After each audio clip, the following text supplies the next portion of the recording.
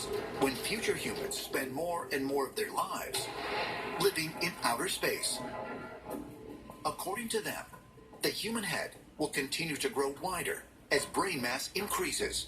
Decreased access to sunlight could lead to the development of larger eyes, and nostrils might elongate in order to facilitate breathing in dusty environments like that of Mars.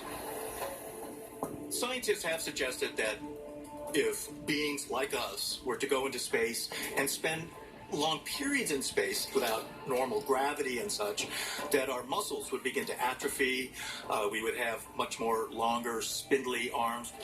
And this is how sometimes extraterrestrials are described as well.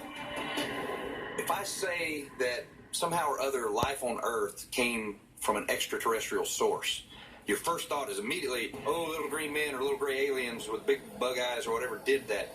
But it's an interesting parallel when you hear people talk about humans' evolution. Is it possible that that's what humanity might become for spacefaring purposes, is more like these gray aliens?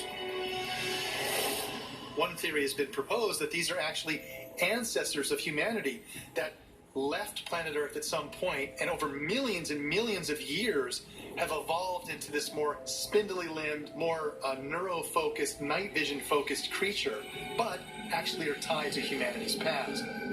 Some have suggested that the ancient astronauts that our ancestors encountered perhaps were us human beings from the future going back in time to teach us. That's an interesting idea, because I think that time travel is conceivably possible. However, with the ancient texts that I'm familiar with, I have yet to come across a passage that one of these quote-unquote gods says to our ancestors, we're the same, but we're from the future.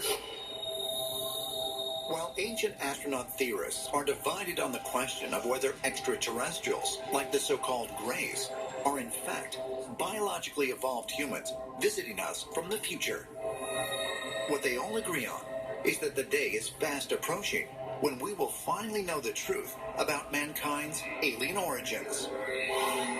In the creation mythologies, there's a plan that emerges, and this plan is for people to become more like the gods so that we could be reunited with them in the stars.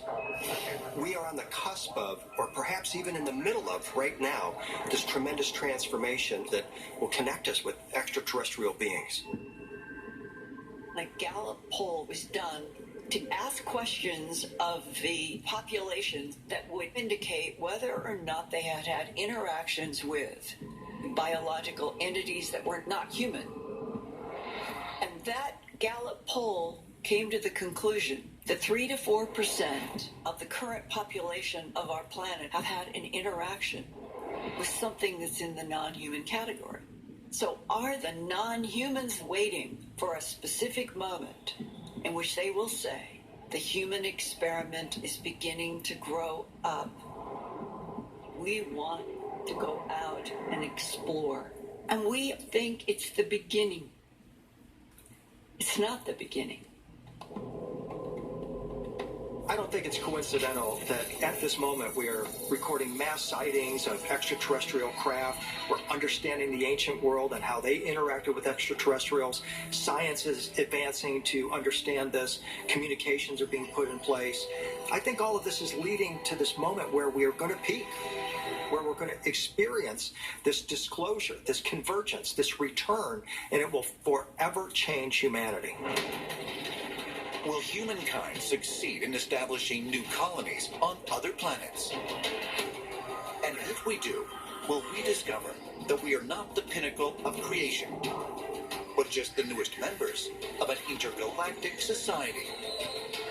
Perhaps as we transition off of Earth and out into the stars, we will find that we are not reaching the peak of our human evolution, but only the beginning of a destiny that's as limitless as the universe.